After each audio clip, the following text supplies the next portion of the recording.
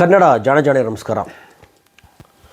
ಎದುರುಗಡೆ ಇರೋ ವ್ಯಕ್ತಿ ಸುಳ್ಳು ಹೇಳ್ತಾವನೆ ಅಥವಾ ಸೈದ್ಧಾಂತಿಕ ನಮಗೂ ಅವನಿಗೂ ಆಗಲ್ಲ ಅಂದ ತಕ್ಷಣ ನಮಗೊಂದು ಸ್ಪಷ್ಟತೆ ಇರುತ್ತೆ. ದೇಹದ ಮೇಲಾಗಿರ್ತಕ್ಕಂಥ ಗಾಯ ಇದು ನಿಮ್ಗೆ ಅಷ್ಟು ತೊಂದರೆ ಇಲ್ಲ, ನಿಮಗೆ ಸ್ಪಷ್ಟವಾಗಿರುತ್ತೆ, ಕಣ್ಣಿಗೆ ಕಾಣ್ತಾ ಇರುತ್ತೆ, ನಮ್ಮ ಮನಸ್ಸಿಗೆ ಗೊತ್ತಿರುತ್ತೆ ಇವನು ಸುಳ್ಳು ಹೇಳ್ತಾವನೆ, ಸೈದ್ಧಾಂತಿಕವಾಗಿ ನಮ್ಮ ವಿರೋಧಿಗಳು ಇವನು, ಮತ್ತು ದೇಹದ ಮೇಲೆ ಗಾಯ ಆಗಿದೆ, ಏನು ಔಷಧಿ ತಗೋದು ಗೊತ್ತಾಗುತ್ತೆ ನಮಗೆ. ಆವಾಗ ನಿಮಗೆ ನಿಲುವು ತೊಗೊಳ್ಳಿಕ್ಕೆ, ನಿಮ್ಮ ನಿರ್ಧಾರಗಳನ್ನು ತಗೊಳ್ಳಿಕ್ಕೆ ಅದು ಅನುಕೂಲ ಆಗುತ್ತೆ. ಅದೇ ಎದುರುಗಡೆಯನ್ನು ಸತ್ಯ ಹೇಳ್ತಾವನೆ, ಮೆಲ್ಲ ಸುಳ್ಳು ತುರಿಸ್ತಾವನೆ, ಸತ್ಯ ಮತ್ತು ಸುಳ್ಳನ್ನು ಮಿಕ್ಸ್ ಮಾಡಿ ಮಾತಾಡ್ತಾವನೆ ಅಂತ ಅಂದಾಗ ಎದುರುಗಡೆಯನ್ನು ಸೈದ್ಧಾಂತಿಕ ನಮ್ಮ ಥರನೇ ಮಾತಾಡ್ತಾವನೆ, ಆದರೆ ಒಳಂದೊಳಗೆ ಕುಯುಕ್ತಿದೆ, ಇವನು ಕುತಂತ್ರ ಇದ್ದಾನೆ ಅಂತ ಗೊತ್ತಾದಾಗ ಮತ್ತು ದೇಹದ ಒಳಗಡೆ ಗಾಯ ಆದಾಗ ಅದು ಭಾಳ ಕಷ್ಟ ಆಗುತ್ತೆ. ಅದು ದೇಶಕ್ಕೂ ಮಾರಕ, ಮತ್ತು ವೈಯಕ್ತಿಕ ನಮಗೂ ಮಾರಕ, ಒಂದು ಕುಟುಂಬಕ್ಕೂ ಮಾರಕ. ಇದು ಯಾಕೆ ಇಷ್ಟೊಂದು ಹೇಳ್ತಾ ಇದ್ದೀನಿ ಪೀಠಿಕೆ ಅಂದರೆ, ಇವತ್ತಿನ ಕರ್ನಾಟಕದ ಒಂದಷ್ಟು ಜನ ಈ ಪ್ರಗತಿಪರರು, ಜಾತ್ಯತೀತರು, ಬುದ್ಧಿಜೀವಿಗಳು ಅಂದ್ಕೊಂಡಿರುವ ಈ ಢೋಂಗಿಗಳು, ಈ ನಾಲಾಯಕಗಳು, ಅಥವಾ ಈ ವ್ಯಕ್ತಿ ಪೂಜೆ ಮಾಡುವ ಈ ಬಟ್ಟಂಗಿಗಳು, ಇವರೆಲ್ಲ ಇವ್ರು ನೋಡ್ರೆ ಅನ್ನಿಸ್ತಾ ಇದೆ. ಯಾಕೆಂದರೆ ಸಿದ್ದರಾಮಯ್ಯನವ್ರನ್ನ ಕೆಳಗಿಳಿಸಿಬಿಟ್ರೆ, ಮುಖ್ಯಮಂತ್ರಿ ಸ್ಥಾನದಿಂದ ಕೆಳಗಿಳಿಸಿದರೆ ನಾವು ಕಾಂಗ್ರೆಸ್ಸಿಗೆ 28ಕ್ಕೆ ಬುದ್ಧಿ ಕಲಿಸ್ತೀವಿ ಇವ್ರು ಹೇಳ್ತಾರೆ. ಕಾಂಗ್ರೆಸ್ಸಿಗೆ ಬುದ್ಧಿ ಕಲಿಸ್ತಾರಂತೆ. ಹಾಗಾದ್ರೆ ಯಾರಿಗೂ ಓಟ್ ಹಾಕ್ತೀರಿ ನೀವು? ಬಿ ಜೆ ಪಿಗೆ ಹಾಕ್ತೀರಾ? ಜೆ ಡಿ ಎಸ್ಗೆ ಹಾಕ್ತೀರಾ? ಅವ್ರು ಬಿ ಜೆ ಪಿ ಸಪೋರ್ಟ್ ಮಾಡ್ತಾವ್ರಲ್ಲ, ಅವ್ರು ಓಪನಾಗಿ ಗೊತ್ತು ಬಿ ಜೆ ಪಿಯ ಕೋಮುವಾದಿಗಳು, ಸಂಘಿಗಳು ಅಂತ. ಜೆ ಡಿ ಎಸ್ ಅವ್ರು ಓಪನಾಗಿ ಹೋಗಿ ಬಿ ಜೆ ಪಿ ಸಪೋರ್ಟ್ ಮಾಡ್ತಾವ್ರೆ. ನಾವೆಲ್ಲರೂ ಸಹ ಈ ಎರಡು ಚುನಾವಣೆ, ಈ ಲೋಕಸಭೆ ಚುನಾವಣೆಯಲ್ಲಿ ಯಾಕೆ ಕೆಲಸ ಮಾಡಿದ್ದು ಕಾಂಗ್ರೆಸ್ ಪರವಾಗಿ? ಕೋಮುವಾದಿಗಳು ಬರಬಾರ್ದು ಬಿ ಜೆ ಪಿ. ಮತ್ತು ಜೆ ಡಿ ಎಸ್ಗೆ ಯಾಕೆ ಓಟ್ ಹಾಕಲ್ಲ ಅಂದರೆ ಅವ್ರವ್ರಿಗೆ ಸಪೋರ್ಟ್ ಮಾಡಿದ್ದಾರೆ ಕೋಮುವಾದಿಗಳಿಗೆ. ಆ ಕಾರಣಕ್ಕೆ ಅವರು ನಮಗೆ ಬೇಡ ಅಂಥೇಳಿ ಎಲ್ಲರೂ ಸಹ ನಮ್ಮ ಇತಿಮಿತಿಗಳಿಗೆ ಎಲ್ಲರೂ ಕೆಲಸ ಮಾಡಿದ್ವಿ. ಆದರೆ ಇವತ್ತು ನೀವು ಸಿದ್ದರಾಮಯ್ಯನವ್ರು ಕೆಳಗಿಳಿಸಿದರೆ ಬುದ್ಧಿ ಕಲಿಸ್ತೀವಿ ಅಂದರೆ ಅದು ನಿಮ್ಮ ಸ್ವಂತಿಕೆ ಇಲ್ಲ, ನಿಮ್ಮ ಸ್ವಂತ ತಿಳುವಳಿಕೆ ಇಲ್ಲ, ನೀವು ಬಟ್ಟಂಗಿಗಳ, ಎಡೆಬಡಂಗಿಗಳ ನೀವು. ನಾವೆಲ್ಲ ಹೇಳ್ತಿದ್ವಿ ಈ ಇವರಿಗೆ ಭಕ್ತರಿಗೆ, ಈ ಸಂಘಿಗಳು ಈ ಜನಸಾಮಾನ್ಯ ಭಕ್ತರದ ಮೆದುಳು ಕಿತ್ಕೊಂಬಿಟ್ಟು ಚಡ್ಡಿ ಜೋಬಲ್ಲಿ ಇಟ್ಕೊಂಬಿಟ್ಟವ್ರೆ, ಇವ್ರಿಗೆ ಸ್ವಂತ ಬುದ್ಧಿ ಇಲ್ಲ, ಸಗಣಿ ತಿಂತಾವು ಅಂತ ಹೇಳ್ತಾ ಇದ್ವಿ ಅಲ್ವಾ? ನೀವೇನು ತಿಂತಾಯಿದ್ದೀರಾ? ಒಂದು ನಿಮ್ಮ ಬುದ್ಧಿನೆಲ್ಲ ಕಳಿಸ್ಬಿಟ್ಟು ಸಿದ್ದರಾಮಯ್ಯ ಪಂಚಗಂಟೆ ಹಾಕೊಂಡವ್ರ ಪಂಚಾಯತ್ ಹುದ್ದೆಗೆ? ಸಿದ್ದರಾಮಯ್ಯಂಗೋಸ್ಕರ ಜಾತಿ ಹಾತಿದ್ರು. ಸಿದ್ದರಾಮಯ್ಯ ಅಧಿಕಾರಕ್ಕೆ ಬಂದ ಮೇಲೆ ನೀವು ಪ್ರಗತಿಪರರಾದ್ರ, ಅವಾಗ ಜಾತಿ ಹಾತಿರಾದ್ರ? ಅದಕ್ಕಿಂತ ಮುಂಚೆ ಏನಾಗಿದ್ರೆ ನೀವು ಮನುಷ್ಯರೇ ಆಗಿರಲಿಲ್ವಾ? ಎಂಥ ಎಡ್ಬಿಡಂಗಿಗಳ್ರಿ ನಿಮಗೆ. ಮನುಷ್ಯನಿಗೆ ಏನೋ ಸ್ಪಷ್ಟತೆ ಇರಬೇಕು. ಸ್ಪಷ್ಟತೆ ಇಲ್ಲ ಅಂದರೆ ಈ ಥರ ಎಡಬಿಡಂಗಿಗಳಾಗ್ಬಿಡ್ತೀರ. ನಿಮಗೆಲ್ಲ ಗೊತ್ತಿದೆ, ಈಗೆಲ್ಲ ಚರ್ಚೆ ಆಗ್ತಾಯಿರೋದು ಅಧಿಕಾರ ಹಸ್ತಾಂತರ ಮಾಡ್ತಾರ ಮಾಡಲ್ವ ಸಿದ್ದರಾಮಯ್ಯನವರು, ಡಿ ಕೆ ಶಿಗೆ ಮುಖ್ಯಮಂತ್ರಿ ಆಗ್ತಾರ ಆಗಲ್ವ ಅಂತ ಹೇಳ್ಬಿಟ್ಟು. ಮೊನ್ನೆ ಅಗ್ನಿ ಶ್ರೀಧರ್ ಸರ್ ಒಂದು ವಿಡಿಯೋ ಮಾಡ್ತಾರೆ. ಸಿದ್ದರಾಮಯ್ಯನವರು ಅಥವಾ ಅವ್ರ ಆಪ್ತರು ಹಲವಾರು ಜನ ಪ್ರಗತಿಪರರು ಅಂಥವ್ರಿಗೆಲ್ಲ ಹೇಳಿದ್ದಾರೆ, 2.5 ವರ್ಷ ಆಗಿ 2.5 ಗಳಿಗೆ ಸಮೇತ ಇರಲ್ಲ, ನಾನು ಬಿಟ್ಕೊಡ್ತೀನಿ ಅಂತೇಳಿ ಅಂತ. ನಾನು ಸಹ ಆ ಟೈಮಲ್ಲಿ ಶ್ರೀಧರ್ ಸರ್ ಸಂಪರ್ಕ ಜಾಸ್ತಿನೇ ಇತ್ತು. ಅವ್ರ ಮನೆಗೆ ಹೋಗ್ತಾಯಿದ್ವಿ, ನಾವು ಬೇರೆ ಬೇರೆ ಒಂದು ಸಂಘಟನೆ ಎಲ್ಲ ಮಾಡ್ತಾಯಿದ್ವಿ. ಆ ಸಂದರ್ಭದಲ್ಲಿ ಸಿದ್ದರಾಮಯ್ಯನವರ ಪರಮಾಪ್ತರು, ಇವತ್ತು ಒಂದು ಕಾಲದಲ್ಲಿ ಬಾದಾಮಿ ಎಲೆಕ್ಷನ್ ನಿಂತ್ಕೊಂಡ್ರಲ್ಲ, ಈ ಮನುಷ್ಯ ಇಲ್ಲ ಅಂದರೂ ಸೋತೆ ಹೋಗ್ಬಿಡ್ತಿದ್ರೇನು, ಅಷ್ಟು ಕೆಲಸ ಮಾಡಿದ್ರು ಪರಮಾಪ್ತರೊಬ್ಬರು. ಶ್ರೀಧರ್ ಸರ್ ಹೇಳಿದ್ದಾರೆ, ಆ ಥರ ನನ್ನ ಮಗ ಒಂದು ರೀತಿಯಲ್ಲಿ ಏನಂತಾರೆ ಹೇಳಿದ್ರು, ಹೆಸರು ಹೇಳಿಲ್ಲ. ಅವರು ಸಹ ನನಗೂ ಸ್ವಂತ ಖುದ್ದು ಹೇಳಿದರು, ಜಗದೀಶ್ ನೋಡ್ರಿ 2.5 ವರ್ಷ ಆದಮೇಲೆ ನಮ್ಮ ಸಾಹೇಬರು 2.5 ಗಳಿಗೆ ಇರಲ್ಲ ಬಿಟ್ಕೊಡ್ತಾರೆ, ನನಗೂ ಸಹ ಹೇಳಿದರು. ಮತ್ತು ಈ ಗೊಂದಲ ಯಾಕೆ ಇವಾಗ? ಯಾಕ್ರಿ ಗೊಂದಲ? ನಾವು ಈಗ ನನ್ನ ನಿಲುವನ್ನು ಹೇಳ್ಬಿಡ್ತೀನಿ ನಾನು. ಕೆಲವ್ರು ಕೇಳ್ಬೋದು, ಓ ನೀನು ಸ್ವಜಾತಿ ಪ್ರೇಮ, ಕುಲ ಬಾಂಧವರು ಸಪೋರ್ಟ್ ಮಾಡ್ತಾಯಿದೆ ಅಂತ. ಅಲ್ಲ, ಕರ್ನಾಟಕದ ರಾಜಕಾರಣ ತೊಗೊಳ್ಳೋಣ, ದೇಶದ ಬೇಡ, ಕರ್ನಾಟಕದ ರಾಜಕಾರಣ ತೊಗೊಂಡ್ರೆ ಇಲ್ಲಿ ಒಕ್ಕಲಿಗರು ಮತ್ತು ಲಿಂಗಾಯತರು ಇವರೇ ಮುಖ್ಯಮಂತ್ರಿ ಆಗಿದ್ದು ಸ್ಪಷ್ಟ. ಅದು ಯಾವುದೇ ಪಕ್ಷ ಬರಲಿ, ಒಕ್ಕಲಿಗರು ಜಾಸ್ತಿ ಆಗಿದ್ದಾರೆ ಮತ್ತು ಮುಖ್ಯಮಂತ್ರಿ ಲಿಂಗಾಯತರು ಇವರೇ ಮುಖ್ಯಮಂತ್ರಿ ಆಗಿದ್ದಾರೆ. ಸಾಮಾಜಿಕ ನ್ಯಾಯ ಮತ್ತು ಬಂಡವಾಳದ ರಾಜಕಾರಣ ಎರಡಿದೆ ಇವತ್ತು. ನೀವು ಸಾಮಾಜಿಕ ನ್ಯಾಯ ಅಂತ ಬಂದರೆ ಯಾವುದೇ ಕಾರಣಕ್ಕೂ ಡಿ ಕೆ ಶಿವಕುಮಾರ್ ಅವ್ರಿಗೆ ಮುಖ್ಯಮಂತ್ರಿ ಸ್ಥಾನ ಕೂಡುದು. ಅಷ್ಟೇ ಅಲ್ಲ, ಸಿದ್ದರಾಮಯ್ಯನವರು ಅರೆಗಳಿಗೆ ಕೂಡದಲ್ಲಿ ಅರೆಗಳಿಗೆ ಇರೋಂಗಿಲ್ಲ. ಅಷ್ಟೇ ಅಲ್ಲ, ಇಷ್ಟು ಸಹ ಇದ್ದದ್ದೇ ದೊಡ್ಡ ತಪ್ಪು. ಅದು ದಲಿತರಿಗೆ ಕೊಡಬೇಕು, ಮುಸಲ್ಮಾನರಿಗೆ ಕೊಡಬೇಕು. ಓಟ್ ತೊಗೊಂಡಿದ್ದೀರಾ, ಅದು ಸಾಮಾಜಿಕ ನ್ಯಾಯ. ಅದರಲ್ಲಿ ಯಾವ ಮುಚ್ಚುಮರೆ ಮತ್ತೊಂದು ಆಲೋಚನೆ ಇಲ್ಲ. ಖಂಡಿತ ಅವರಿಗೆ ಕೊಡಬೇಕು, ದಲಿತರಿಗೆ ಮುಖ್ಯಮಂತ್ರಿ ಕೊಡಬೇಕು. ಏಕೆಂದರೆ ಈಗ ಓಡಾಡ್ತಾ ಇದ್ದಿಲ್ಲ, ಆವಾಗವಾಗ ದಲಿತ ಮುಖ್ಯಮಂತ್ರಿ ಬರ್ತಾ ಇರುತ್ತೆ.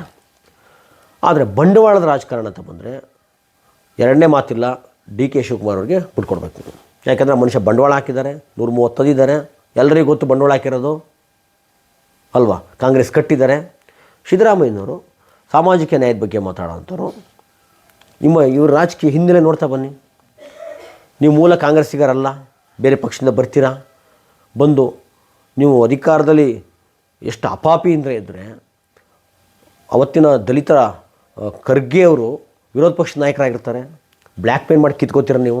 ನಾನು BJPಗೆ ಹೋಗ್ತೀನಿ ಅಂತ ಹೇಳ್ಬಿಟ್ಟು ಬ್ಲ್ಯಾಕ್ ಮೇಲ್ ಮಾಡಿ ವಿರೋಧ ಪಕ್ಷದ ನಾಯಕ ಸ್ಥಾನವನ್ನು ಕಿತ್ಕೋತೀರ. ಅಂದರೆ ಕಾಂಗ್ರೆಸ್ಸಿಗೆ ಬಂದಮೇಲೆ ದೀರ್ಘ ಅಧಿಕಾರದಲ್ಲಿದ್ದಿರಿ. 5 ವರ್ಷ ಮುಖ್ಯಮಂತ್ರಿ ಆಗಿದ್ರಿ, ಈ 2.5 ವರ್ಷ ಆಗಿದ್ರಾ. ನಿಮ್ದು ಯಾವ ಸಾಮಾಜಿಕ ನ್ಯಾಯ? ಯಾವ ಅಹಿಂದ ನಾಯಕರು? ಅಹಿಂದ ಅಂತ ಹೇಳೋದು ಕುಲ ಬಾಂಧವರು ಮಾತ್ರ ಮುಂದು ಅಂತ ಹೇಳೋದಾ? ಹಾಗಾದರೆ 2013ರಲ್ಲಿ ಪರಮೇಶ್ವರ್ ಅವ್ರನ್ನ ಸೋಲಿಸಿದ್ದ್ಯಾರು? ಎಲ್ರಿಗೂ ಸ್ವತಃ ಪರಮೇಶ್ವರ್ ಹೇಳಿ ನೋಡೋಣ. 13ರಲ್ಲಿ ನನ್ನ ಸೋಲಿಗೆ ಸಿದ್ದರಾಮಯ್ಯನವರ ಕೊಡುಗೆ ಇಲ್ಲ ಅಂತೇಳಿ ಓಪನಾಗಿ ಹೇಳ್ಬಿಡಲಿ ನೋಡೋಣ. ಹೇಳಿ ನೋಡೋಣ. ಅವ್ರಿಗೆ ಗೊತ್ತು KPCC ಅಧ್ಯಕ್ಷರು ಯಾರಾಗಿರ್ತಾರೆ ಸಹಜವಾಗಿ ಅವ್ರು ಮುಖ್ಯಮಂತ್ರಿ ಸ್ಥಾನಕ್ಕೆ ಬಂದೇ ಬರ್ತಾರೆ ಅಂತ ಹೇಳ್ಬಿಟ್ಟು ಆ ಕಾರಣಕ್ಕೆ ಸೋಲಿಸಿದರು. ಮೊನ್ನೆ ವರ್ತೂರು ಪ್ರಕಾಶ್ 18 ಹೇಳಿರೋದು ಎಲ್ರಿಗೂ ಗೊತ್ತಿರೋ ವಿಚಾರ. ಕುಮಾರಸ್ವಾಮಿ ಗೌರ್ಮೆಂಟ್ ಬಿಡಿಸಿರಲ್ಲ 18ರಲ್ಲಿ. ಯಾರು ಹೋಗಿದ್ದು BJPಗೆ? ನೀವು ಜಾತ್ಯತೀತ ಪ್ರಗತಿಪರ ತಾನೆ, ಕೋಮೋದಿಗಳು ಕಂಡ್ರೆ ಆಗಲ್ಲ ತಾನೆ. ಮೋದಿಯವ್ರಿಗೆ ಸೆಡ್ ಹೊಡೆದು ನಿಂತರು, ಏಕೈಕ ವೀರ ತಾನೆ. ಮತ್ತೆ ಯಾಕ್ರಿ ಗೌರ್ಮೆಂಟ್ ಬಿಡಿಸಿದ್ರಿ? ನಿಮ್ಮ ಶಿಷ್ಯಂದ್ರಲ್ಲಿ ಹೋಗಿದ್ದು. ಇದೇ ವಿಧಾನಸೌಧದಲ್ಲಿ ಹೇಳಿದ್ರಿ ಯಾವ ಕಾರಣಕ್ಕೂ ಅವ್ರನ್ನ ಒಬ್ಬರು ವಾಪಸ್ ತಗೊಳ್ಳಲ್ಲ ಅಂತ. ಸೋಮಶೇಖರ್ ತೊಗೊಳ್ಳಲ್ಲ ನೀವು ಇವಾಗ? ಹೇಳ್ಬಿಡ್ಲಿ ನೋಡೋಣ. ಇವಾಗ ಚುನಾವಣೆ ಅನೌನ್ಸ್ ಆಗಲಿ ನೋಡೋಣ. ಯಾರ್ಯಾರು ಸಿದ್ದರಾಮಯ್ಯ ಶಿಷ್ಯಂದ್ರು ಹೋಗಿದ್ರು ಅವ್ರಿಗೂ ಸಿದ್ದರಾಮಯ್ಯನವರೇ ಕಾಂಗ್ರೆಸ್ಸಲ್ಲಿದ್ದರೆ ಅವ್ರು ಬರ್ತಾರೋ ಬರಲ್ವ ಅಂತ ಹೇಳ್ಬಿಟ್ಟು ಸ್ವತಃ ಮಲ್ಲಿಕಾರ್ಜುನ್ ಖರ್ಗೆ ಅವರು ಸೋಲಿಸ್ತೀರಿ ನೀವು. MP ಚುನಾವಣೆಯಲ್ಲಿ ಯಾವತ್ತೂ ಸೋಲಿಲ್ಲದ ಮಲ್ಲಿಕಾರ್ಜುನ್ ಖರ್ಗೆ ಅವರು ಸೋತೇ ಇರಲಿಲ್ಲ. ಅವ್ರನ್ನ ಸೋಲಿಸ್ತೀರ ನೀವು ನಿಮ್ಮ ಕುತಂತ್ರದಿಂದ. ಮತ್ತು ಸಾಮಾಜಿಕ ನ್ಯಾಯದ ಬಗ್ಗೆ ಮಾತಾಡ್ತೀರ. ಮೊನ್ನೆ ಲೋಕಸಭಾ ಚುನಾವಣೆಯಲ್ಲಿ ಒಂದು ದೊಡ್ಡ ವಿಚಾರ ಓಡಾಡ್ತಾ ಇತ್ತು. ಒಂದು ವಿಚಾರ, ದೇವೇಗೌಡರ ಹೆಮ್ಮೆಯ ಡಾಕ್ಟರ್ ಮಂಜುನಾಥ್ ಅವ್ರನ್ನ ಕನಕಪುರದಲ್ಲಿ ಮೊನ್ನೆ ಎಲೆಕ್ಷನ್ ಆಯ್ತಲ್ವ, ಇಂಡೈರೆಕ್ಟಾಗಿ ಸಪೋರ್ಟ್ ಮಾಡ್ತಾವ್ರೆ. ಅಂದರೆ ಹಣಕಾಸಿನ ಸಪೋರ್ಟ್ ಸಮೇತ ಮಾಡ್ತಾಯಿದ್ದಾರೆ DK ಸುರೇಶ್ ವಿರುದ್ಧ ಅಂತ. ಇದು ಪಕ್ಷದ್ರೋಹ ಅಲ್ವಾ? ನಿಮಗೆ ಮುಖ್ಯಮಂತ್ರಿ ಮಾಡಿದಂಥ ಅಧಿಕಾರ ಕೊಟ್ಟಂಥ ಪಕ್ಷದ್ರೋಹ ಅಲ್ವಾ? ರಾಜಕೀಯ ವಲಯದಲ್ಲಿ ದೊಡ್ಡ ಮಟ್ಟದಲ್ಲಿ ಚರ್ಚೆ ಆಗ್ತಾಯಿದೆ. ಅದು ಗೊತ್ತಿದ್ದರೆ ಹೇಳ್ಬೇಕದನ್ನ. ಅಷ್ಟೇ ಅಲ್ಲ, ಇವತ್ತು ಬಿಹಾರದ ಚುನಾವಣೆಯ ಫಲಿತಾಂಶ ಬಂದಿರೋದು ಈ ಭೂಮಿ ಮೇಲೆ ಏನಾದರೂ ಹೀರೆಕಾಯಾಗಿದ್ದರೆ ಖುಷಿಪಟ್ಟಿದ್ರೆ ಅದು ಸಿದ್ದರಾಮಯ್ಯನವರು ಮತ್ತು ಸಿದ್ದರಾಮಯ್ಯನ ಪಟಾಲಂಗಳು. ಯಾಕೆಂದರೆ 2013ರಲ್ಲಿ ಮುಖ್ಯಮಂತ್ರಿ ಆದಾಗ ಇದೇ ಪರಿಸ್ಥಿತಿ ಬಂದಿತ್ತು. 14 ಲೋಕಸಭೆ ಎಲೆಕ್ಷನ್ ಆಗುತ್ತೆ, ಅವಾಗ ಕಾಂಗ್ರೆಸ್ ಇಡೀ ದೇಶದಲ್ಲಿ ಧೂಳಿಪಟ ಹೋಗುತ್ತೆ, ಕಾಂಗ್ರೆಸ್ ಹೈಕಮಾಂಡ್ ವೀಕ್ ಆಗುತ್ತೆ, ನಿಮ್ಗೆ ಅನುಕೂಲ ಆಗುತ್ತೆ. ಇಲ್ಲ ಅವತ್ತೂ 5 ವರ್ಷ ಇರ್ತಾ ಇರಲಿಲ್ಲ. ಅದೇ ಸಂದರ್ಭ ಬಂದ್ಬಿಡ್ತೀವಿ ಇವತ್ತು ನಿಮಗೆ. ನೀವು ಅದೇ ಖುಷಿ ಆಗ್ತಾಯಿದ್ರೆ ಅದೇ ಸಂದರ್ಭ ಬಂತು. ಇನ್ನೊಂದು ದೊಡ್ಡ ಗುಸುಗುಸು ನಡೀತಾ ಇದೆ. ನಿತೀಶ್ ಕುಮಾರ್ ಅವ್ರಿಗೆ ತಾನು ಮನ ಧನ ಎಲ್ಲವನ್ನೂ ಸಿದ್ದರಾಮಯ್ಯನವ್ರು ಮಾಡಿದರು. ಅದು ಗೊತ್ತಿಲ್ಲ ಎಷ್ಟು ಸತ್ಯನೋ ಮತ್ತೊಂದೋ, ಅದು ಗೊತ್ತಿದ್ದವ್ರು ಹೇಳಬೇಕು. ರಾಜಕೀಯ ಪಡಸಾಲೆಯಲ್ಲಿ ದೊಡ್ಡ ಮಟ್ಟದಲ್ಲಿ ಗುಸುಗುಸು ನಡೀತಾ ಇದೆ. ಇದು ಪಕ್ಷದ್ರೋಹ ಅಲ್ವಂಗಾದ್ರೆ ಇದ್ಯಾವ ಸಿದ್ಧಾಂತ, ಇದ್ಯಾವ ಸೈದ್ಧಾಂತಿಕತೆ? ಇವ್ರು ಹೇಳೋದೇನು DK ಶಿವಕುಮಾರ್ ಬಂದ ತಕ್ಷಣ ಭ್ರಷ್ಟಾಚಾರಿ ಆತ, ದುಡ್ಡು ಮಾಡಿಬಿಟ್ಟಿದ್ದಾರೆ, ಏನು ಸರ್ವಾಧಿಕಾರಿ. ಭ್ರಷ್ಟಾಚಾರದ ಬಗ್ಗೆ ಸಿದ್ದರಾಮಯ್ಯನವರು ಪ್ರಾಮಾಣಿಕತೆ ಬಗ್ಗೆ ಮಾತಾಡ್ತಾರೆ. ಸಿದ್ದರಾಮಯ್ಯನವರು ಪ್ರಾಮಾಣಿಕತೆ ಬಗ್ಗೆ ಮಾತಾಡಿದರೆ DK ಭ್ರಷ್ಟ ಅಂದಾದರೆ ಬೈರತಿ ಇರ್ಬೋದು, ಮಾದೇವಪ್ಪ ಇರ್ಬೋದು, ಸ್ವತಃ ಸಿದ್ದರಾಮಯ್ಯನವ್ರ ಮಗ ಯತೀಂದ್ರ ಇರ್ಬೋದು, ಜಮೀನ್ ಇರ್ಬೋದು, ಜಾರ್ಜು ಅಂಡು ಬಡ್ಕೊಂಡು ಹಾಕ್ಬಿಡ್ತಾರೆ. ಅವರೆಲ್ಲ ಹೇಳಿ ಅಂಡು ಬಡ್ಕೊಂಡು ಹಾಕ್ಬಿಡ್ತಾರೆ. ಹೇಳುವ ಸಾಮಾಜಿಕ ನ್ಯಾಯ ಅಂತ ಬಂದರೆ ನೀವು ದಲಿತರಿಗೆ ಮುಖ್ಯಮಂತ್ರಿ ಕೊಡಬೇಕು. ಆಯಿತು, 5 ವರ್ಷ ಆದರೆ 13 5 ವರ್ಷ ಆದ್ರಲ್ವಾ, 23ಕ್ಕೆ ಬಿಟ್ಕೊಡ್ಬೋಯ್ತಲ್ಲ ನೀವು. ಆದಪ್ಪ 5 ವರ್ಷ ಆಗಿದ್ದೀನಿ, ನಾನು ಸಾಮಾಜಿಕ ನ್ಯಾಯದ ಪರವಾಗಿರೋನು, ದಲಿತರಿಗೆ ಕೊಡಬೇಕು. ಪರಮೇಶ್ವರ್ಗೆ ಅದು ಮೋಸ ಆಗಿದೆ, ಅವಾಗ ಅನ್ಯಾಯ ಆಗಿದೆ, ಪರಮೇಶ್ವರ್ ಆಗಲಿ ಅಂತ ಹೇಳ್ಬೋಯ್ತಲ್ಲ. ಪಟ್ಟಿಡಿದು ಕೂತ್ಕೊಂಡ್ರಿ ದಿನಗಟ್ಟಲೆ ಡೆಲ್ಲಿ. ಅವಾಗ ನೀವು ಮಾತ್ರ ಇರಬೇಕು, ನಿಮಗೆ ಸಿಕ್ಕಿಲ್ಲ ಅಂದರೆ ಯಾರಿಗೂ ಸಿಗಬಾರ್ದು. ಇದ್ಯಾವ ಸಾಮಾಜಿಕ ನ್ಯಾಯ ಇದು? ಈ ನಮ್ಮ ಪ್ರಗತಿಪರದ್ದು ಯಾವ ಸಾಮಾಜಿಕ ನ್ಯಾಯ ಇದು? BJPಗೆ ಇದರಲ್ಲಿ ನೈತಿಕತೆ ಇಲ್ಲ. ನೀವು ಇಷ್ಟು ದಿವಸ 4 ಜನ ಕರ್ನಾಟಕದ ಮುಖ್ಯಮಂತ್ರಿ ಆಗಿದ್ದೀರಾ, 3 ಜನ ಲಿಂಗಾಯತರು ಕೊಟ್ಟಿರ, ಒಬ್ಬರು ಒಕ್ಕಲಿಗರು ಕೊಟ್ಟಿದ್ದೀರಾ. ಮೋದಿಯವರು 3 ಟರ್ಮ್ ಆಗಿದ್ದಾರೆ. ಯಾವ್ರಿಗೂ ಸಹ ಇವತ್ತು ನೈತಿಕತೆ ಇಲ್ಲ. ಎಲ್ಲರೂ ನಡೀತಾ ಇರೋದು ವ್ಯಾಪಾರಿ ರಾಜಕಾರಣ. ಅದಕ್ಕೆ ಹೇಳಿದ್ದು, ಬಂಡವಾಳ ಹಾಕ್ತಾರೆ, ಬಂಡವಾಳ ತೆಗಿತಾರೆ. ಈ ವಿಜೇಂದ್ರ ನೀವು ಬಿ ಜೆ ಪಿ ರಾಜ್ಯಾಧ್ಯಕ್ಷರು ಮಾಡಿರೋದು ಬಂಡವಾಳ ಎತ್ತಾರೆ ಅನ್ನೋ ಕಾರಣಕ್ಕೆ, ಅದು ಎಲ್ಲರಿಗೂ ಗೊತ್ತು, ರಾಜಕೀಯ ಗೊತ್ತಿದ್ದವ್ರಿಗೆ. ಹಾಗೆ ಡಿ ಕೆ ಶಿವಕುಮಾರ್ ಬಂಡವಾಳ ಹಾಕಿದ್ದಾರೆ, ಕೊಡಿ. ಆಯಕಟ್ಟಿನ ಜಾಗದಲ್ಲಿ ಯಾರಿಗೆ ಕೂತ್ಕೊಂಡಿದ್ರು ಸ್ವಾಮಿ? ನಾನು ಇದೆಲ್ಲ ಹೇಳಕ್ಕೆ ಹೋಗಲ್ಲ.